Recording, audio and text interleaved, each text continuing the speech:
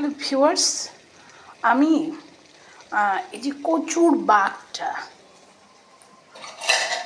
এটা নারিকেলি কচুর বাগটা আমি আজকে এই পোস্ত আর বাদামে নারিকেলি কচুর বাগটা ঘন্ট করব। হ্যাঁ, এটা আমি আগে বাগগুলা কেটে সুন্দর করে সিদ্ধ করে নিয়েছি। কচুটা নাকি একবারে সিদ্ধ করতে হয়। হ্যাঁ, সেই জন্য কচু তো ভাপ দিতেই হবে, তখনই সব সিদ্ধ পূর্ণ সিদ্ধটা করে নিয়েছি, যেন একটু যদি নামাই বা একটু এই ধার থেকে ওই ধারে দিয়েছি, ওই ধার ছিল এই ধারে দিয়েছি, কিন্তু আমি আজকে চেয়েছি ওই ধারে করব। ওই ধারে গ্যাসটা বেশি, দুই ধারেই গ্যাস কম। হ্যাঁ, এই সময়টা আমাদের এখানে গ্যাসটা কম থাকে। আর আমাদের এই লাইনটা অনেক পুরনো, 40 বছর আগে এই লাইনটা, তো উপরে ফ্ল্যাট 3 তলায় খুব ভালো গ্যাস আসে, 2 তলায় ভালো গ্যাস আসে, কিন্তু 1 তলাটা একটু গ্যাসটা কম আসে। হ্যাঁ, এই যে আমি তেলটা দিয়েছি, তেলটা গরম হতে থাকুক, আমি কাঁচামরিচটা আনবো। হ্যাঁ, আমি এখানে রেখে, এখানে দেখা যায় না, পেছনে ক্যামেরা চলে গেছে। আচ্ছা, হ্যাঁ, আমি কাঁচামরিচটা আনবো।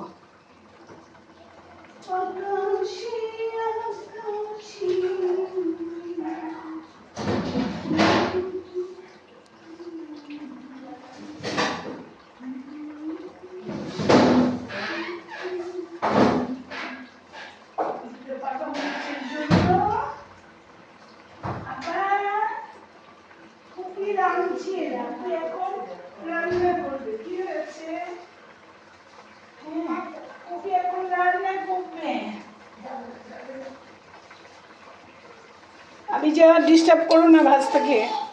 হ্যাঁ হ্যাঁ, খেলো খেলো আব্বা। পুপি রান্না করছে। হ্যাঁ,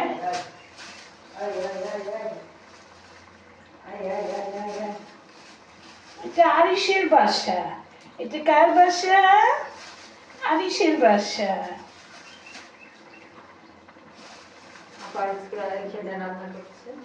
এটা আমার ইউটিউবের জন্য। আমি ইউটিউবে যে রান্নাগুলো দিই নিচেই করি।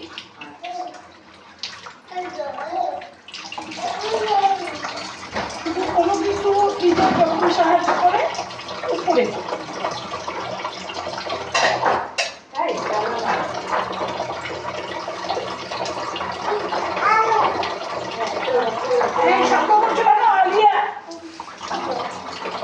সমস্যা কি?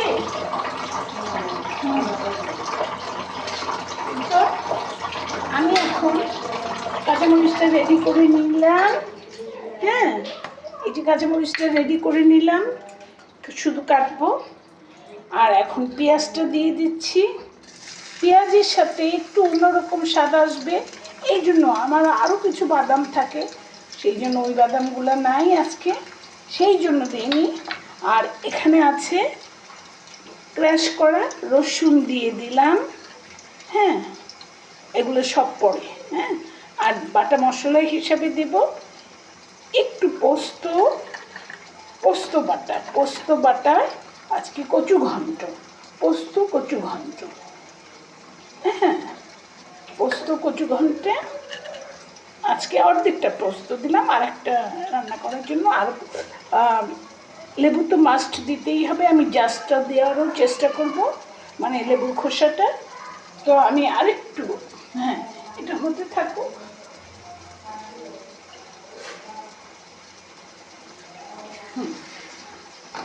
যেহেতু গ্যাস কম, একটু হতে থাকুক। হ্যাঁ, আমি এই যেখানে কচুটা সেদ্ধ করে নিয়েছি, কচুটা এখানে ভালো মতোই সিদ্ধ হয়েছে। আমি একটু চিন্তিত ছিলাম, লিজাকে বললাম, লিজা কচু তো সে বলবে যে আপনি কচুটাকে নামাবেন না, একবারে সুন্দর করে সিদ্ধ করে নেবেন, তাহলেই হবে।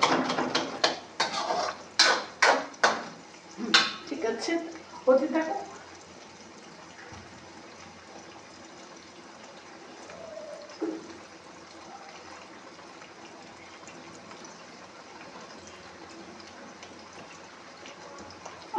ঘন্ট যেহেতু একটু পাঁচফোড়নও দিব, কাঁচামরিচ দিব, একটু গুঁড়া মরিচ দিব, হালকা করে একটু, কচুতে নাকি একটু ঝাল হতে হয়, কিন্তু আমার মার আমি তো মিষ্টি মিষ্টি ভালো লাগতো, তো লিজার ফ্যামিলি একটু ঝাল খায়, সেই জন্য আমাকে একটু ঝাল দিতে হবে। আমি সবসময় মশলাটা একটু কম ইউজ করি। একটু হলুদ দিলাম,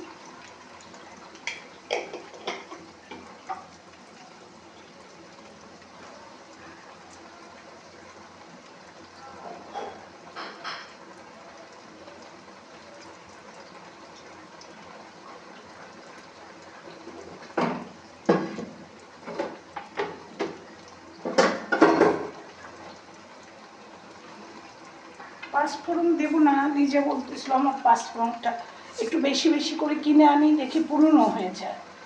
একটু কালি জিরাও আমি দেবো, হালকা একটু কালি জিরা। পাঁচফোড়নটা দিলাম না, লিজা বলছে যে এটা আপনি একটু পুরনো হয়ে গেছে, আচারে দিয়ে দিন, ভেজে গুঁড়া করে আচারে দিয়ে দিন। আমি ভেবেছি তাই দিয়ে।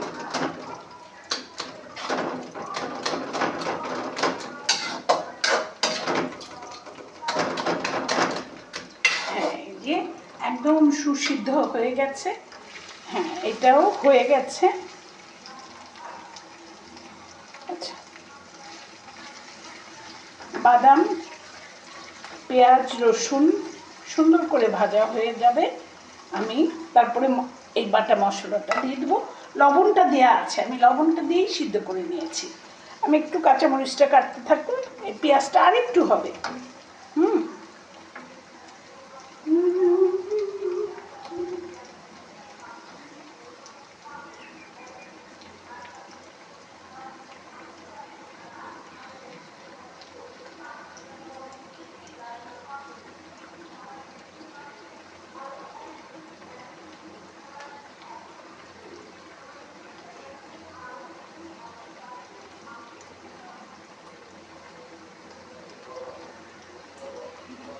আমার মার হাতে আমার সুন্দর একটা চাকু,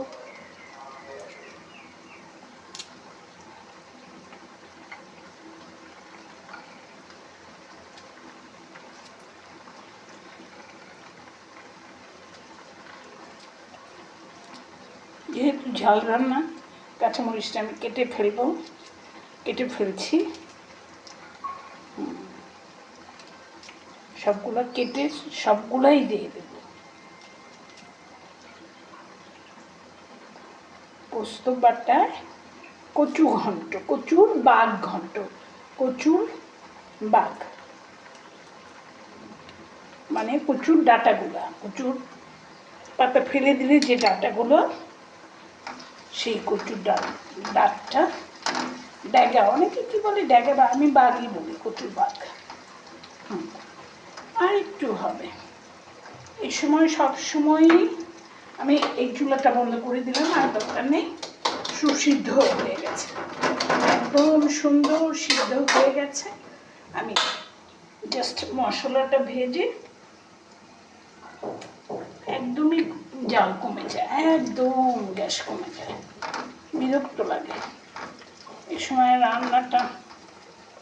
টিফিন জাতীয় করলে আমি বিকালেই করি, কিন্তু দুপুরের খাবারের জন্য করছি, এই জন্য গ্যাসটা কমে গেছে।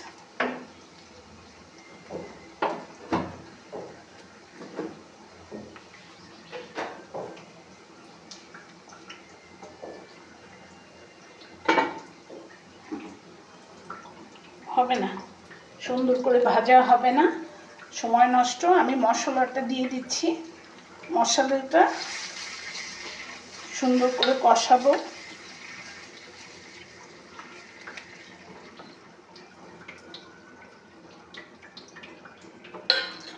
ধনিয়ার পাতাটা, কাঁচামরিচ কাটাটা,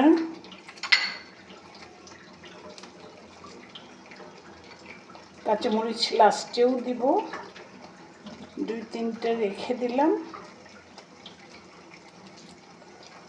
আর 2টা ভুলে গেছি। এর সাথে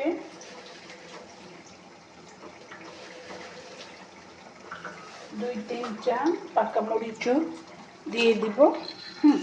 কাঁচা পাকা লঙ্কার সাথে পোস্ত বাটায় কচু ঘন্ট। পোস্ত বাটায় কচু ঘন্ট। ভারী ডিস্টার্ব করছিস তো, আমার মনে হচ্ছে চুলাটা চেঞ্জ করতে হবে। আচ্ছা, আমি চুলাটা চেঞ্জ করি।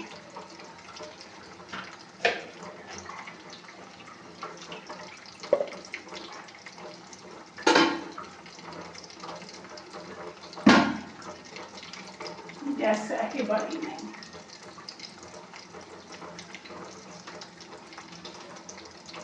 দেখি এই চুলাটা যদি একটু বেশি জ্বলে, ওই চুলাটা বন্ধ করে দিলাম।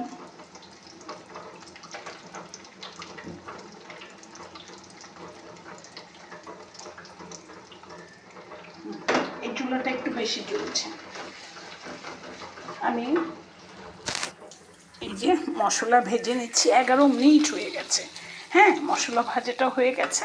আমি এখন এই যে কচু ভাজাটা আছে, কচু ভাপ দিয়ে সিদ্ধ করে নিয়েছি, এটা এখন এই মশলার মধ্যে দিয়ে ভেজে ভেজে মানে কষিয়ে কষিয়ে একদম পানিটা শুকিয়ে ফেলবো। কচুটা শুকিয়ে ফেলে যখন তেলটা উঠে আসবে তখন নামিয়ে নেব। হ্যাঁ, এই যে এইভাবে মশলায় কষিয়ে কষিয়ে সুন্দর করে ভেজে নেব। আর এতটুকু দিয়ে দেওয়ার চেষ্টা করব। হ্যাঁ, একটু রেখে নেব, 12 মিনিট হোক, কিছু করার নেই। একটা এমন পর্যায় পর্যন্ত দেখাতে হবে যেন অন্যজন এইটা ফলো করে রাঁধতে পারে। নিউ রাঁধুনিদের জন্য দেখিয়ে দিলাম। এই যে 12 মিনিট হয়ে গেছে। আমি এটা ভেজে ভেজে এই পানিটা যখন শুকিয়ে যাবে তখনই রান্না শেষ হয়ে যাবে। আমি ছবি নিয়ে দিয়ে দেবো। তো এইভাবে কচু ঘন্টটা বিভিন্ন আঙ্গিকে, এর মধ্যে নারিকেলেও বাটাও দেওয়া যেত, নারিকেলটা দিয়ে দিলেও ভালো লাগে। আমি বাদাম দিয়েছি, আমি নারিকেল দিতে পারি নাই। তো আপনারা ইলিশ মাছের মাথা দিতে পারেন, চিংড়ি মাছ দিতে পারেন। আমি আজকে এমনিই রান্না করলাম, আপনারাও ভালো করে রান্না করেন এই প্রত্যাশায়। আল্লাহ হাফেজ।